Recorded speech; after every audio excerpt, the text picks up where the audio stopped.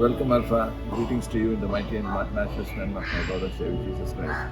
இப்போ வாசிக்க இந்த வேத வசனத்தை ஒரு தியானிச்சுட்டு இந்த புது வருஷத்துக்குள்ள கடந்து சொல்லணும். 2026 இந்த வருஷத்துக்கு என்ன பிறப்பிக்கும் என்பது யாருக்கும் தெரியாது.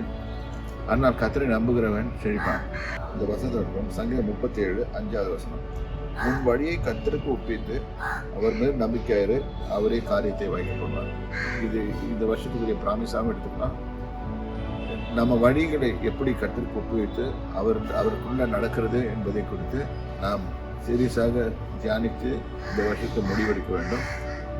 லெட் அஸ் நாட் கோ ஏதாவது நம்ம இஷ்டப்படி நடக்கிறது அந்த மாதிரி இல்லாமல் எப்பவுமே நல்லா சந்தோஷமாக தேவனுடைய வார்த்தைகளை கீழ்ப்படிஞ்சு அவருடைய மன மகிழ்ச்சியாக இருக்கும்போது கர்த்தர் நமக்கு அதிக நன்மைகளை செய்வார் என்ற எதிர்பார்ப்போடு இந்த புதிய வருஷத்துக்குள்ள நுழைவும்.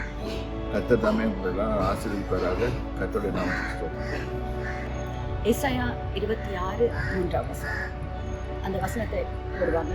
உண்மை உறுதியாய் பற்றிக்கொண்ட மனதுடையவன் உண்மையே நம்பியிருக்கிறபடியால் நீர் அவனை பூரண சமாதானத்தோடு காத்துக்கொள்வேன். Blessed New Year to all of you. God bless you. Amen.